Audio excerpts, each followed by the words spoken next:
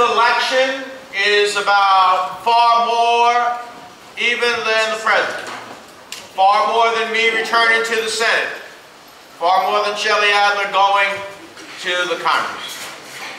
This election is about you. That's right. It's about your families. Yes. It's about our communities.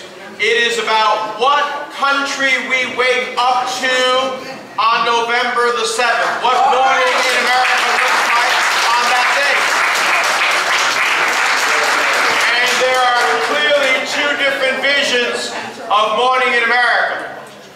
Their vision takes us back to the very same policies that got us into the mess that we have been cleaning up for the last 4 years. That's right. Their vision takes us to two wars in Iraq and Afghanistan, both unpaid for, put on the next generation of Americans, with so many of our sons and daughters sent into harm's way, including into a war that we should have never been in, the war in Iraq, which our president has brought our sons and daughters back from. It is a war that I'm proud that I voted against in the House of Representatives, because it's very easy, as I listen to their candidate for president, who sounds like Rambo, to go send someone else's sons and daughters to fight, but not send your sons and daughters to fight. And that's not what we believe in as Democrats. We will defend and secure the country when the cause is right. And when the cause is right, I'll vote to send my son and daughter. But if the cause isn't right, I'm not sending mine, and I'm not sending yours either. Their policies take us back to the challenges of 2008 and the financial crisis, where large banks were allowed to make risky bets, and when the bets went bad, instead of them paying for it, we had to pay for it. And we do not want to go back to a point that brought this country almost to the verge of a new depression.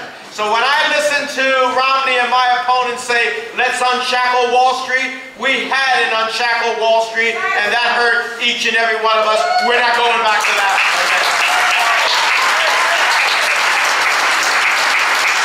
I heard Governor Romney and his candidate for vice president say, let's voucher Medicare, let's privatize Social Security. Well, those are programs that Democrats created.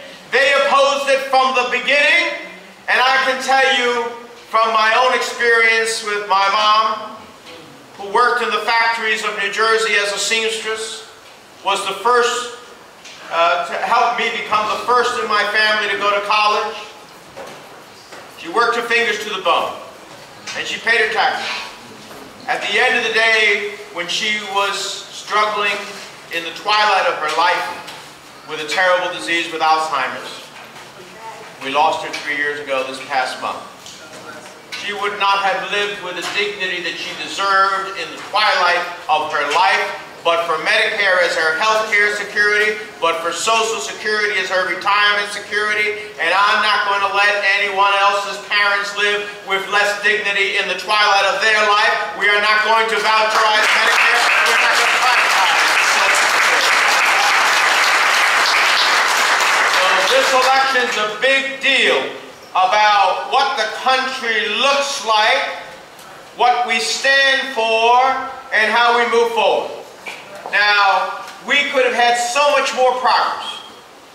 This president brought our sons and daughters back home from Iraq, winding down in Afghanistan, went from negative growth to our country to positive growth, went from losing millions of jobs to creating 5 million jobs, said in the greatest country on the face of the earth, no American should ever go to sleep at night worried that they have no health care coverage because we passed affordable health care, universal health care.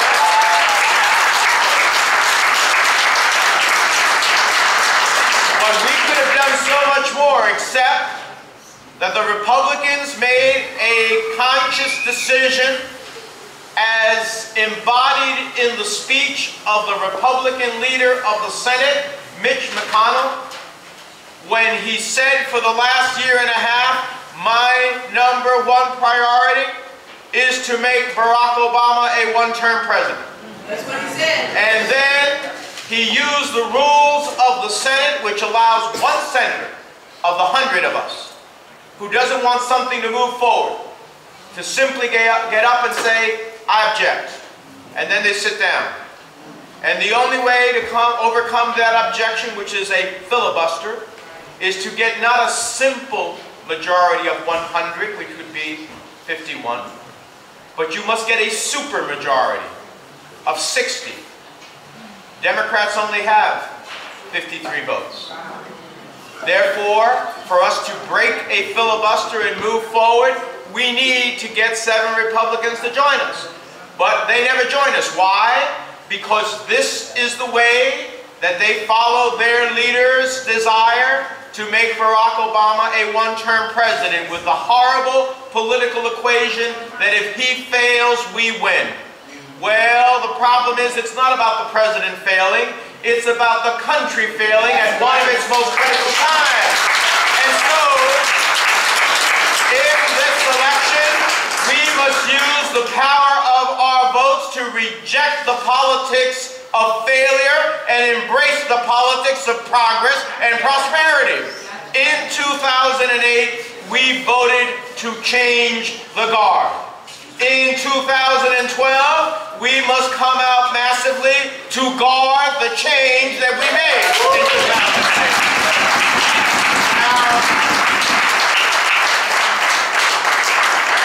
I don't know about you, but when I get in my car and I want to drive into the future, I put it into D for Democrat and I drive into the future. If I want to go backward, I put it into R for Romney, Ryan, and Republican.